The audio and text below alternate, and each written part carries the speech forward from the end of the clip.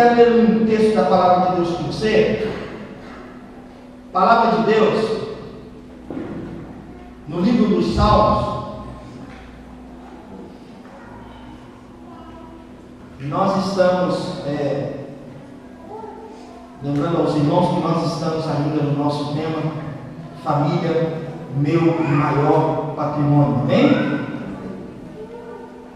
E nós vamos ler um salmo para a nossa meditação nessa noite. O salmo é o Salmo 122, amém? E nós vamos ler esse salmo e pedir a Deus que fale conosco.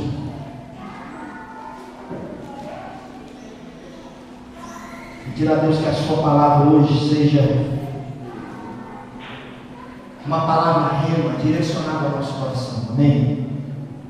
Que o Senhor fale aquilo que nós precisamos ouvir, porque muitas vezes nós queremos ouvir algo que às vezes é aquilo que é produto do nosso subconsciente, da nossa alma, das nossas necessidades, mas o Deus que prescruta e que sonda melhor do que ninguém o nosso coração sabe que palavra é que nós precisamos de fato, amém? Então, o nosso pedido a Deus hoje é esse, é que Deus fale comigo, fale com você, e que Ele nessa noite revele a sua palavra, que nessa noite nós possamos ser visitados pela palavra do Senhor, que o Espírito Santo de Deus visite a sua casa, a sua família, que o Espírito Santo de Deus visite o seu casamento, que o Espírito Santo de Deus faça com que você entenda a palavra de Deus nessa noite, que nada lhe roube a atenção nessa noite, que nada tire a sua presença aqui, que você não saia daqui, que você não vá para outro lugar, mesmo o seu corpo estando aqui, mas que você preste atenção no que Deus está falando com a sua igreja. Esta é uma noite onde a palavra de Deus será exposta, e todas as vezes que esta palavra é exposta, é Deus falando conosco, amém? Não é o pastor, não é o presbítero, não é o diácono, não é a pastora, não é o bispo, não é o apóstolo, é Deus, é a palavra de Deus, amém? Portanto, ela merece reverência. Esse Deus merece toda honra e toda glória. Esse Deus merece que você esteja atento à sua voz nessa noite, amém? Então eu quero fazer menção desse salmo e ler com os irmãos.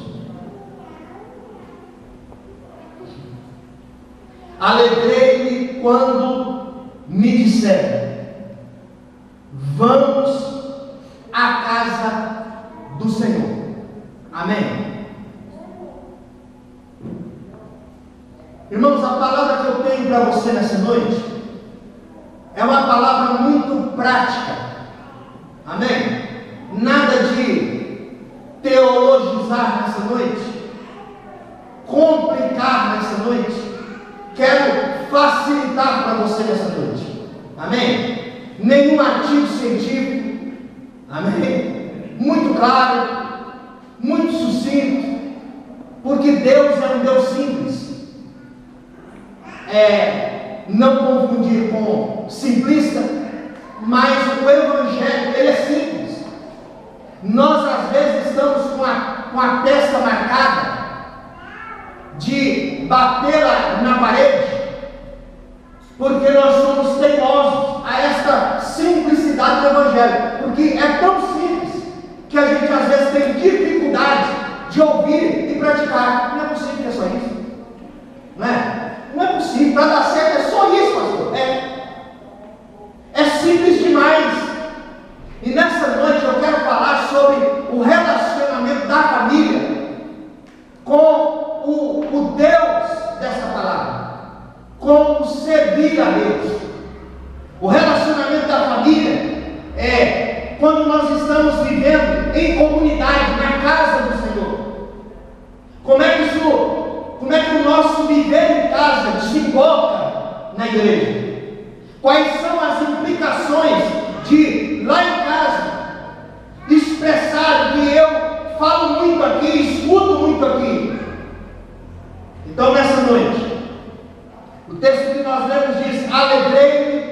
quando me disseram: vamos à casa do Senhor. Precisa ser uma alegria a família se reunir.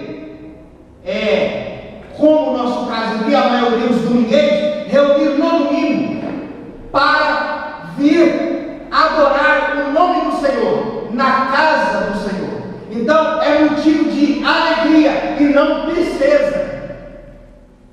O que para muitos acontece exatamente ao contrário, é tristeza.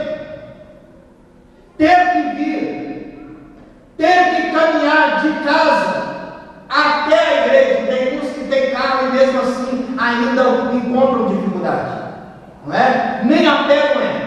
Mas o texto está dizendo que precisa ser uma alegria, porque a nossa vida, quando envolvidos com Deus, encharcados de Deus, a nossa família, quando vindo para a casa do Senhor, alegremente mudará a história de suas vidas. As crianças precisam ter alegria em preparar a roupa, não é? E tem duas que, digam de passagem, que estão trazendo os pais a reboque. Então, o senhor vai hoje. Eu quero ir na igreja, papai. O senhor não vai, não?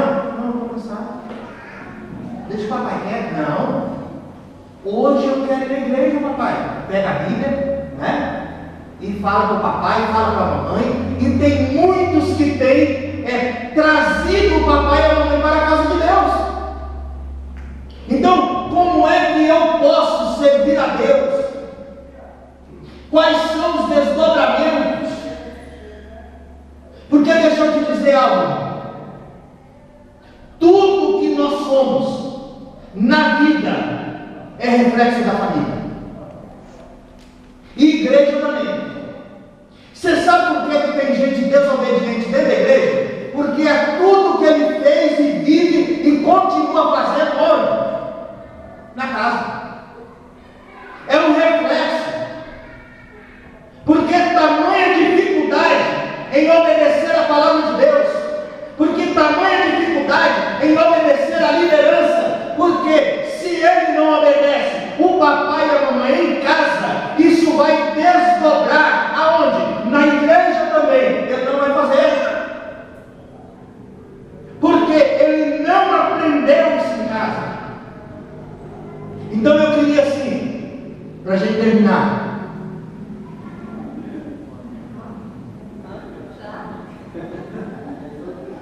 o que a gente exercita em casa em relação ao serviço de Deus. Primeiro eu queria falar sobre estrutura. E dentro de estrutura eu quero falar sobre 3 coisas com você nessa noite. Primeira coisa que precisamos ensinar em casa, que vai desdobrar, que vai refletir em todos os âmbitos da vida do ser humano. Nós precisamos ensinar em casa a hierarquia. Amém? Hierarquia. Por quê? Porque reuniu. Quando se reúne 2 ou mais pessoas para realizar qualquer tarefa que seja, tem que ficar muito claro quem manda e quem obedece. Muito claro. Esse negócio de assim, não, aqui não tem ninguém que manda.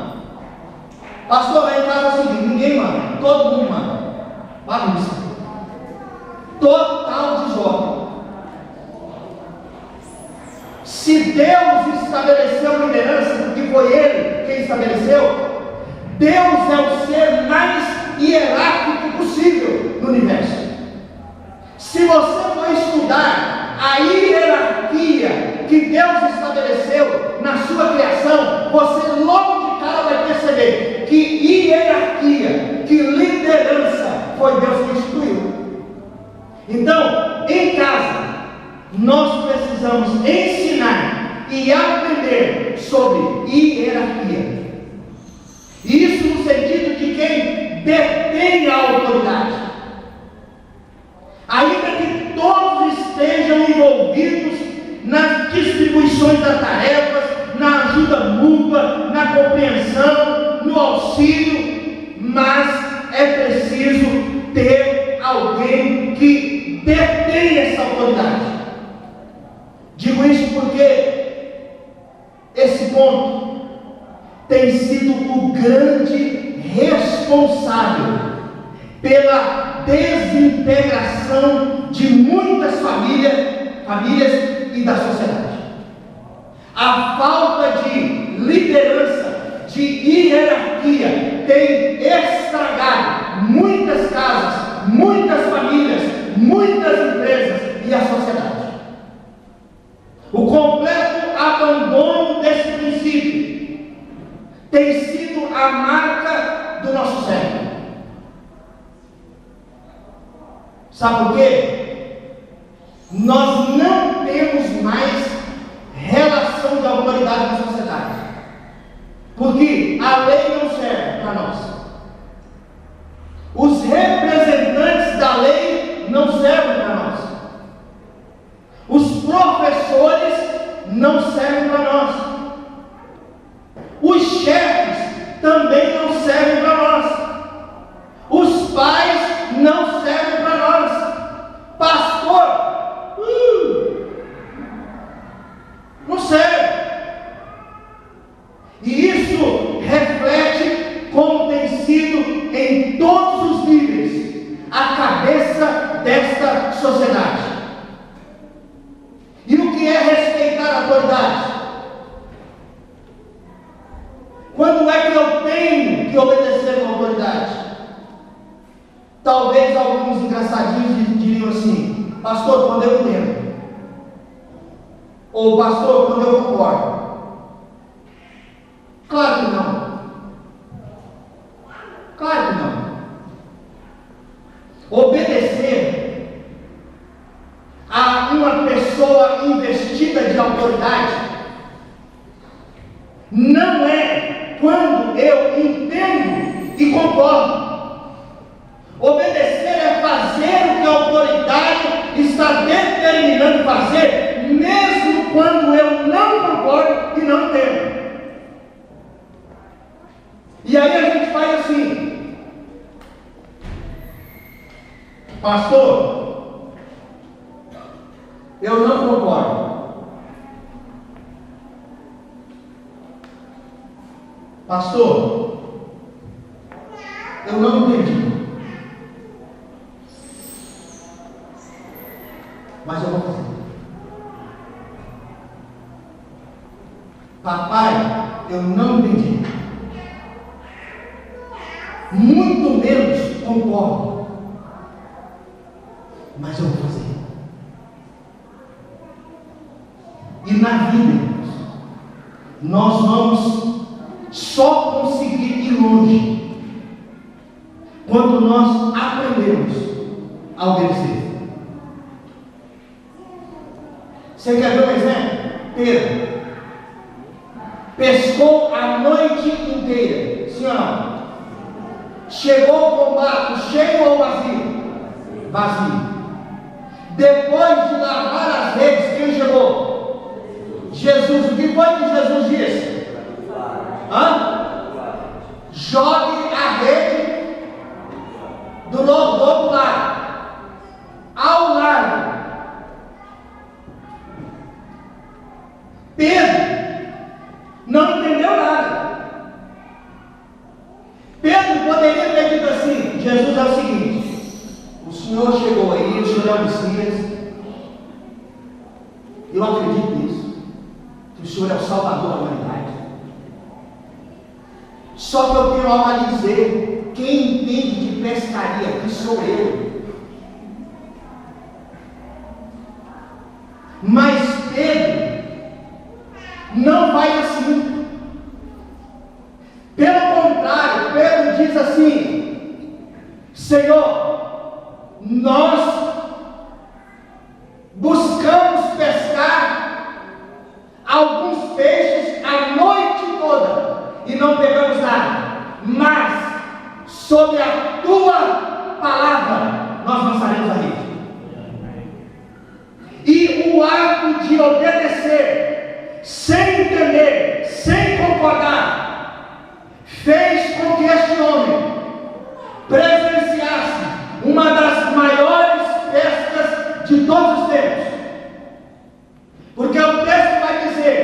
quando eles puxaram a rede, elas estavam a ponto de rebentar. Não coube em um só barco. Precisou chamar os outros barcos. O que a gente aprende aqui? Que eu preciso obedecer, que você precisa obedecer à autoridade investida sobre a sua vida, em qualquer âmbito que seja, para você ser bem sucedido. Nós precisamos ensinar isso dentro de casa. Princípio de autoridade. Porque isso está matando famílias e a nossa sociedade. E eu queria dizer assim, desculpe se até aqui eu fui conservador. Talvez mais do que você esperava. Mas eu tenho mais alguma coisa para te dizer. Segunda coisa que a gente precisa ensinar em casa é sobre responsabilidade. Responsabilidade. Qualquer grupo social, qualquer ajuntamento, inclusive a igreja, só vai funcionar quando cada um souber desempenhar o que lhe compete. Ou seja, as suas responsabilidades. Esse papo de que tudo é da conta do pastor, dos pastores ou da liderança não funciona. Porque em casa nós precisamos ensinar isso para os nossos filhos. Em casa é preciso ensinar isso para a esposa. Sobre responsabilidade. Em casa é preciso falar sobre isso com o marido. Não é minha responsabilidade, temos que dizer a vez para o filho, que não é nossa responsabilidade, por exemplo, fazer o dever de matemática. Não é. É dele. A mãe, dependendo do tamanho, que tem mais mães que a mãe que escova os dentes. Responsabilidade. Também não podemos, como pai, transferir responsabilidades nossas aos filhos. Por exemplo, discurso de pai quando o dinheiro. Discurso do pai, o dinheiro acabou. Amanhã tem que pagar luz, amanhã tem que pagar água, amanhã tem que ir no supermercado. Não é problema seu, não é do seu filho, não. A responsabilidade é nossa. Nesse quesito, não cabe transferir responsabilidade a eles. Tem hora que precisamos dizer assim: isso não é responsabilidade minha. Não é responsabilidade minha. Quando eu encontrava uma meia no corredor e o Daniel estava dormindo, vou falar alfa 1, alfa 2, melhor dizendo, eu sou o alfa 1 e a pastora Márcia alfa 2, para não falar pastora Márcia. O alfa 2, quando a meia estava no corredor, quem pegava? Alfa 2. E eu dizia: não, vou acordar. Não vai acordar, está dormindo, vou acordar. A meia é minha. Tem idade suficiente para pegar a meia. Vocês estão me entendendo? Responsabilidade. É do seu filho a responsabilidade? Desde que ele execute. A responsabilidade é sua, pai. Não transfira ao filho e nem à mãe. Mãe, a responsabilidade é sua. Não transfira ao filho e nem ao pai. É sua ou dele. Responsabilidade. É por isso que aqui na igreja desemboca com esse mau comportamento de casa. Quando você pega algo para fazer, não faz. Irresponsavelmente. Disse que faria, disse que traria, não fez, não trouxe, e nem ligou e nem avisou. Onde você aprendeu isso, irmão? Na sua casa. Na sua casa. Responsabilidade. Terceira coisa que a gente precisa ensinar em casa, para a vida, é sobre autonomia. Todos precisam assumir riscos. Daniel tem um negócio, tem que entregar o trabalho na segunda, aí ficava sexta, sábado, domingo, tal. Segunda-feira, o computador pifou, a impressora também. Tem que entregar o trabalho. Pai, e agora? Se vira. Se vira. Pai, mas eu vou. Se vira. Você teve sexta à noite, sábado de manhã, sábado à tarde, sábado à noite, domingo de manhã, domingo à tarde, domingo à noite. E não fez. Se vira. Se vira. Você pode fazer qualquer hora. Você entregou? É importante demais dizer para os filhos em casa, de vez em sempre, se vira. Se vira. Não é comigo. Autonomia. Às vezes é importante escutar alguém chorando. Já fez isso? A pessoa chora no seu ouvido. Oh, minha filha, e o reais aí? Oh, você escuta, né? Tá. Vai em paz, irmão. Se vira. Vou orar por você. Eu não tenho os reais. Se vira. Autonomia. Deixa chorar. Depois a gente diz: o problema é seu, viu? Terminou de chorar? Então vamos orar agora? Terminou de orar? O problema é seu, viu? Vai em paz e leva o seu problema. Autonomia. Eu posso orar com você, sim. Mas o problema não é meu, eu não carrego ele comigo. Eu posso estar do teu lado, sim. Eu posso te socorrer se eu puder, sim. Mas eu não posso e não vou patrocinar o seu jeito irresponsável de ser. É impressionante como as pessoas têm essa capacidade de ter um jeito todo errado de viver e depois jogar para cima de nós as suas culpas, seus problemas. Porque quando estava fazendo a besteira, ele fez sozinho com você? Sozinho. Ora. Então não jogue para mim o que é seu. E esse tipo de gente ainda faz assim, ó. Olha, você não é meu irmão. A Bíblia não diz para um ajudar o outro, sim. Viva. Não patrocinando as irresponsabilidades de cada um. E aí, tem vezes que se a gente não tomar cuidado com isso, a gente vai embora para casa com peso de consciência, sabia? Isso é a mesma coisa que o cara drogado te pedir um dinheiro para comprar pedra.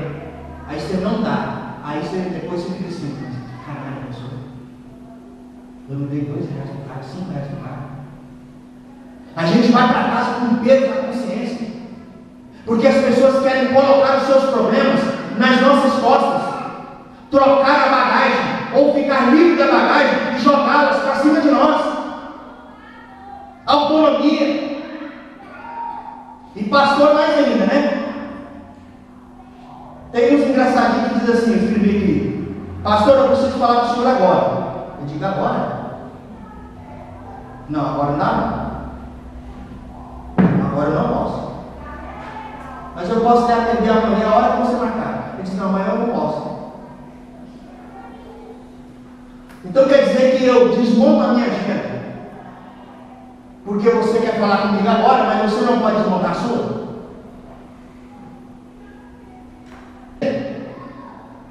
Em casa a gente aprende sobre atitude. E sobre atitude eu queria falar sobre serviço. Serviço é serviço mesmo. Serviço. Trabalho de escravo. Não tem jeito. Tem uma propaganda que a roupa sai andando, né?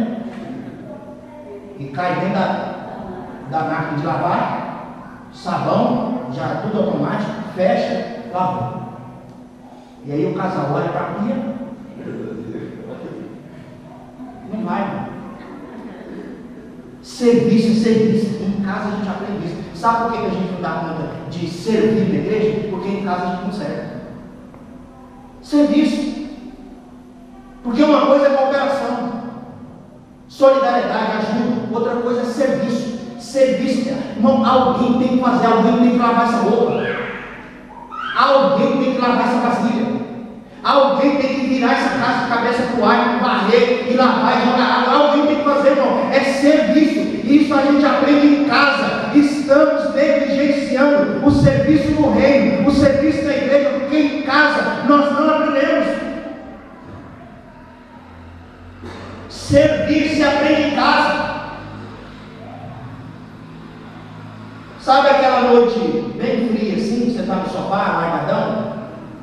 Aí você passa o cobertor pro lado de cá, no pé, pro lado de cá, puxa assim, frio, e o telefone toca.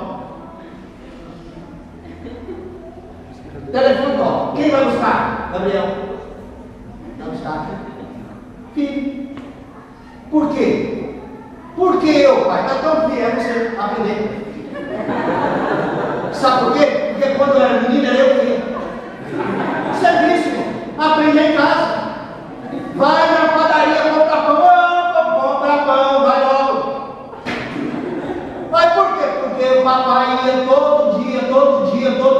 O papai queria, então agora você vai você. Pastor, mas é muito cruel. Não é não. É para imprimir senso do servir, ensiná-los a servir, a trabalhar. E aí o Alfa 2 sempre, né? Vai na padaria. Não, vai na padaria. E o Alfa 2 fala assim, né? Vai na padaria. Não vai, irmão. Como que vai? Não vai nunca. Você pode ir na padaria, meu bem? Não pode nunca. Calma aí, o Alfa você. Gabriel, tá bom. Pronto, serviço. Tem que ensinar, irmão. Onde é que esse povo vai aprender a servir? Em casa. E por que está relapso na igreja? Não quer servir, não quer fazer nada, sempre empurrado, sempre impuro. Ah, o pastor de novo pediu isso, falou, por que não aprender em casa? Então em casa a gente ensina sobre serviço. Vai logo, em ponto final. Mora no 20º andar, esqueceu alguma coisa dentro do carro. Quem vai? Você, vai lá, minha filha. Por favor. Vai lá buscar o papai. Irmãos, isso é muito simples. Eu falei para você que era muito simples o papo nosso, mas é isso que vai ensinando as crianças, é isso que a família vai aprendendo em casa e ela vai desenvolver durante a vida. Serviço. Tem que aprender serviço, e isso só se aprende fazendo, servindo em casa e depois transferindo para as outras ações da vida. Porque, irmãos, é preciso fazer o que ninguém quer fazer.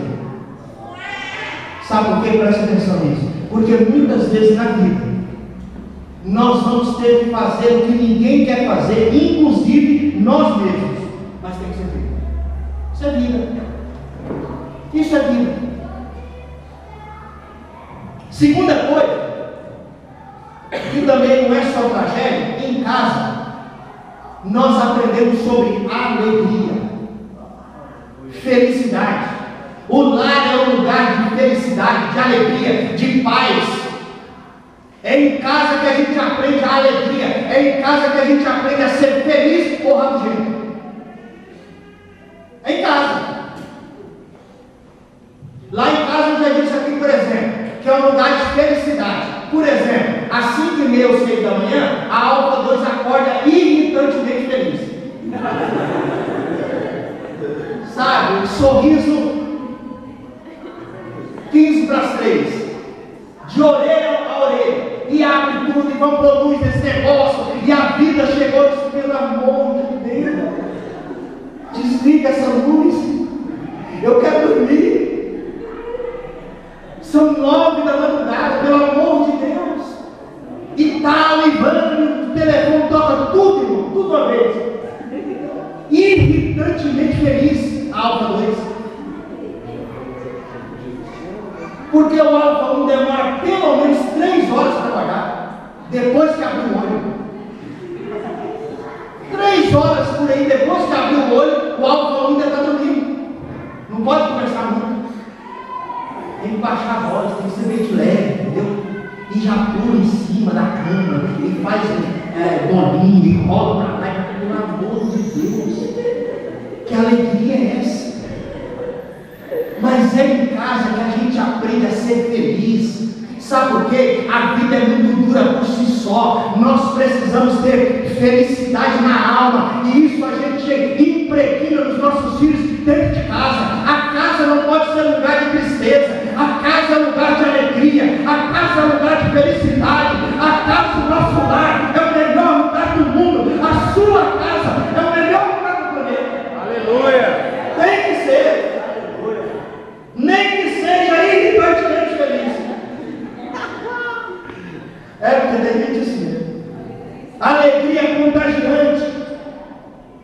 Nossa casa precisa ser esse lugar. E a casa de Deus será o reflexo disso. Porque o texto que nós vemos diz: alegrei-me quando me disseram, vamos à casa do Senhor. É um lugar de alegria. É um lugar de paz. É um lugar gostoso de se estar. É harmonia, é comunhão. Mas isso a gente aprende em casa. Daniel sempre me fala algumas coisas que mexem muito comigo no Facebook. Essa semana ele disse assim: como eu estou com saudade da minha casa. Como? Porque ele disse assim: a nossa casa é leve. Né? Porque tem casa que é pesada, uma carrega não carrega. Pesado, que negócio é engrenagem, não tem graxa de ter, né? Ele disse: eu estou contando as horas para chegar dia 5 para estar na nossa casa. Nossa casa precisa ser esse lugar. Nossos filhos não podem enxergar em nós que a vida não vale a pena ser vivida. Nós não podemos passar a imagem para os filhos que a vida é uma droga, é uma... Isso mesmo, você pensou? Não pode. Eles precisam olhar para nós. Eles precisam olhar para a nossa casa e dizer: eu quero uma casa desse jeitinho. Eu quero casar desse jeitinho. Eu quero encontrar uma mulher assim, meu pai. Eu quero encontrar um marido assim, minha mãe. Felicidade, alegria. Outra coisa que a gente aprende em casa e desemboca para a vida é a vocação. Nós precisamos ensinar, falar com os nossos filhos, falar na nossa casa sobre vocação, sobre talentos. Qual é o seu talento? Não é na escola que se descobre os talentos. Pelo contrário, em muitas escolas hoje, as escolas estão se tornando castradoras de talentos. É lá em casa que nós descobrimos e incentivamos a vocação dos nossos filhos, os talentos. Descubra os talentos dentro da sua casa. Não mate o talento dos seus filhos. Não mate a vocação dos seus filhos. Tipo assim, o menino quer ser músico. E aí a gente diz assim: mas forma primeiro em medicina e depois mexe com esse negócio de música. E se o seu filho for um Beethoven do século XXI?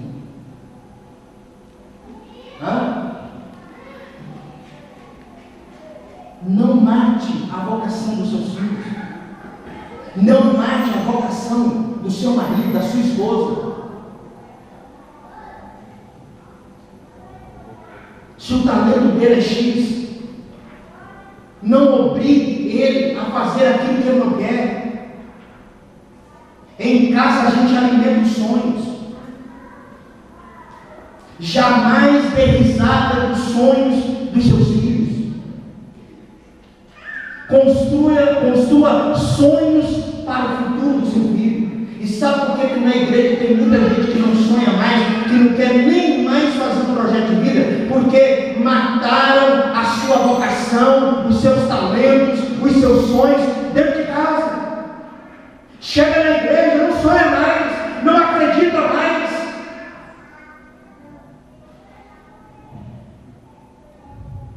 terminando de verdade, tudo isso que eu falei precisa estar dentro de uma coisa maior, que a gente aprende em casa também. O que? Preste atenção. Primeiro, amar a Deus sobre todas as coisas. Segundo, buscar o reino de Deus em primeiro lugar. Terceiro, amar ao próximo como a si mesmo. Em outras palavras, resumindo, em casa nós aprendemos a ser cristão. Amém? Fique de pé em nome de Jesus.